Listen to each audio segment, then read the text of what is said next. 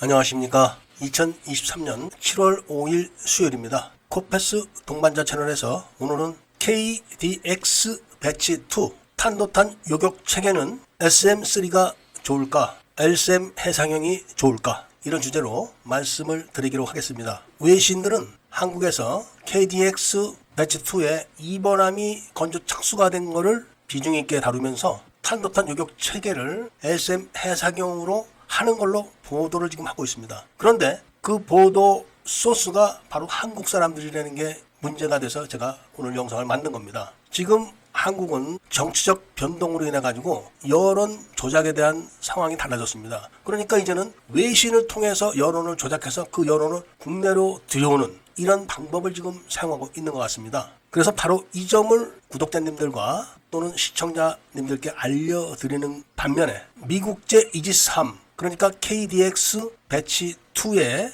1, 2, 3번 함에 LSM 미사일이 장착이 가능한가 가능하지 않은가를 먼저 말씀을 드리도록 하겠습니다. 우리가 가장 많이 이슈가 되고 많이 논란이 됐던 FA-50의 국산 에이사 레이더 장착 여부, 이게 어떤 문제와 연결됐냐면은 바로 시계외 교전 능력을 해소하기 위한 미국제 암람 미사일을 장착을 해야 되는데 국산 에이사 레이더에는 통합을 미국에서 시켜주질 않습니다. 미국은 미국제 레이더에 외국산 미사일을 통합시켜주는 예가 거의 없습니다. 그래서 국산 에이사 레이더를 만들어 놓고도 FA-50은 미국제 에이사 레이더를 장착하는 걸로 결정이 나 있는 거는 이미 다 아실 겁니다. 그렇다면은 전투기 레이더에만 외국산 미사일을 장착을 허용하지 않을까요? 해군 함정 레이더에는 외국산 미사일을 장착 허용할까요? 미국에서? 당연히 해군 함정에도 외국산 미사일을 미국 레이더에 통합시켜주지 않습니다. 그 실내로 바로 지금 건조하고 있는 KDX 배치 2 함정에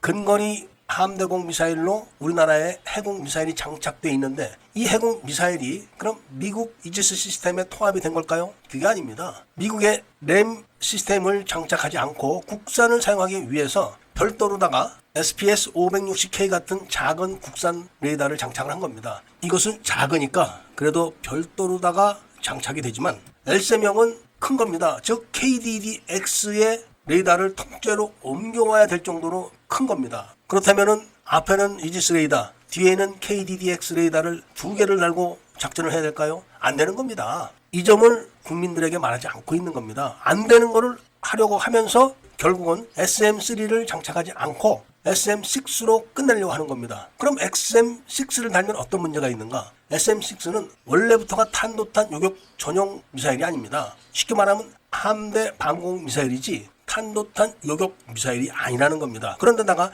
이게 사정거리가 200km대에서부터 400km 정도밖에 안 됩니다. 그런데 KDX 배치 2의 탐지 추적 거리가 1800km나 됩니다. 탐지 추적 거리가 1800km나 되는 레이더를 장착한 이 함정들이 미사일을 쏘기 위해서는 400km대로 전진 배치를 해야 되는 겁니다. 그렇게 되면 북한이 쏘는 미사일에 맞을 수가 있는 겁니다. 이거를 유도를 하는 게 아닌가 하는 생각을 안 할 수가 없는 거죠. 지금 해군이 건조하고 있는 모든 호위함들이 다 해공 미사일만 장착하고 있습니다. 사거리가 20km밖에 안 되기 때문에 3중 방어를 포기하고 2중 방어를 하는데 해공으로 1차 요격을 하고 그 다음에는 바로 CWIS로 2차 요격을 하는데 이 CWIS가 통합 교전 능력이 없는 겁니다. 그러니까 해공을 뚫고 두 발만 들어오게 되면은 한 발은 무조건 맞게 되어 있는 겁니다. 이게 현재 우리나라 해군 함정의 방공 체계인데 탄도탄을 탐지하고 추적해서 요격하는 KDX-2 이지스 함들에게 탄도탄 요격 미사일을 장착시키지 않으려고 SM6를 일단 결정을 해놓고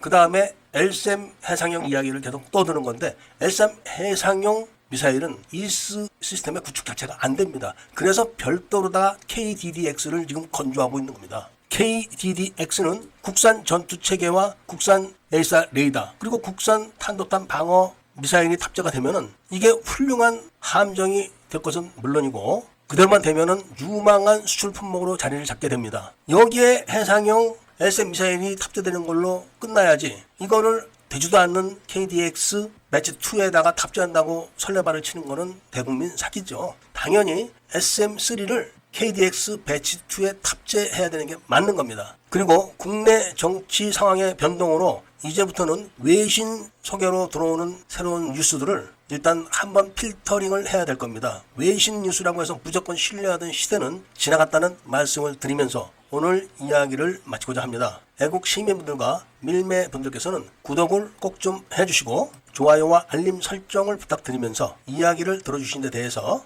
감사드립니다.